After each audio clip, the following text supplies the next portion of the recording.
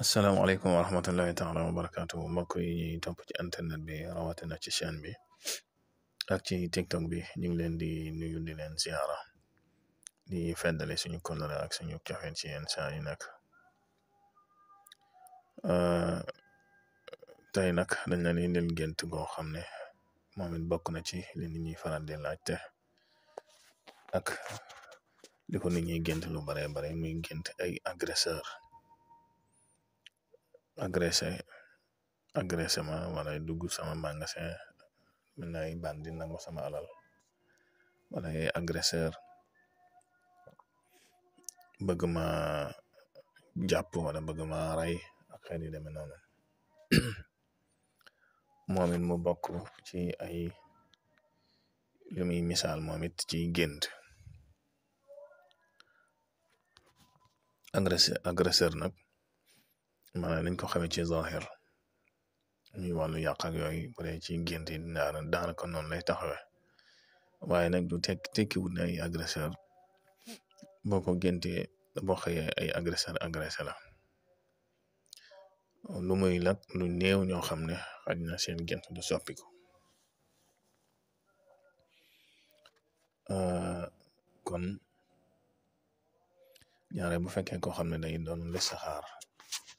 lu mel ni aw yoonu tukki wala xeet yu demee noonu wala mu bëgg a tukki ndax bul fàtte ne listixaar tënkuwut ci rek maanaam nga toog def ko sàkku ko léeg-léeg mën nga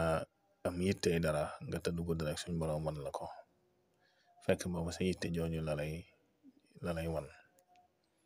benn mu yabal la wa illaa mu toog loola rawatina ñi nga xam ne dañuy faral di liggéey tur yàlla kon yu mel noonu bu fekkoon ne dangay waajal tukki nga gént ay agresseur di la agressé nangu sa alal wala baare yoon wi loolu dañ lay xamal ne boo demee ca tukki boobu danga ci am gàllankoor boo demee ca tukki boobu danga ci am ay jafe-jafe tekkul na nag ay dañ lay agressé waaye danga ci am ay jafe-jafe yu taratar ba tey bu fekkoon ne koo xam ne day listixaar sëy wala xeet yu deme noonu wala yitteem nekk ci sëy suñ borom mën naa jekk-jekk rek wan ko wala mu sàkku listixaar def ko su boobaa bu fekkee dafa gént ay agresseur muy dem ca ndaw sax wala muy dem ca ndaw sax am ay agresseur yu ko kar ba mënu caa yegg loolu gàllankoor ñu koy gàllankoor la ba mën a jot ndaw si bu fekkoon ni ku jigéen ki moo gént lu mel noonu maanaam ku góor ki ñëw di ko seet si am ay agresseur yu ko kar ba mënta yegg si loolu dañ ko xamal ne am na ñu koy yàq ak ñi koy gàllankoor sëy bi ba loola du sotti ba tey bu fekkoon ne masalan ko xam dafa bëgg a sañ ci kër wala sañ ci barab moo xam place wala xeet yu dema noonu moo xam da nga listixaar wala nga jékki-jékki rek tëdd su borom bi subhanahu wa taala wan la ko nga gént gis fa ay agresseur loolu dañ lay xamal ne barab ba am na ay rab yu soxor yu fa dëkk yoo xam ne ñaare mën nañoo boo fa dëkkee dañ lay yàqal sa wàllu alal wala yàqal sa wàllu njaboot wala yàqal yow ci say jëmm sax wala boog sax mu am def-def yuñ fa def yoo xam ne muy misaal loolu yu mel ne xëccoo bu nga mas a am wala xeet yu demee noonu ñu def fa def yoo xam ne day ak yàq la loolu lu mel noonu dina ko misaale nga bàyyi ci sa xel bu baax a baax te bu boobaa la ca gën bala nga caa dëkk nga càmbar ko bu baax la fa ne ci safaan nga dindi ko bu dee ay raba fa dëkk nga fexe nga fexe randal leen boo ko mënee boo demee bu mënoo ko nag nga bàyyi dem seet feneen kon bu boobaa nga bàyyi ba tey léeg-léeg nit ñi dañ koy faral di laaj xam nga lu mel ni gàllaaj soo ko defee fi barab wala nga sangoo ko ñaara boo tëddee guddi day am jeexital ci say nelaw wala boo nga yëg ko ci sa yaram sax ndax lu baax moom boo ko jëfandikoo faaw noonu lay mën a mel. masan lu mel ne gàllaaju kër fii ne boo ko defoon ci kër gàllaaj gu baax te am ay yàq nekk fa bala nga sangoo fa gàllaaj nga sangoo fa saafara loo xam ne da leen di yëngal bu fekkee ay rawa fa ne wala xeet yu deme noonu boo tëddee guddi mën nañ la ko misaale nga gis ay agresseur ngay xeex ak ay agresseur loolu gàllaaj gu baax da koy def wala gàllaaju kër gu fa nekk goo fa def da koy def ngay génn di xeex ak ay agresseur di leen man wala di leen dóor ak xeet yu deme noonu. ba tey lu mel ne kuy tàggat kuy tasxiir dara bëgg mu sotti wala bëgg aajo jooju sotti loolu it léeg-léeg mën nañ la ko misaale ci ay agresseur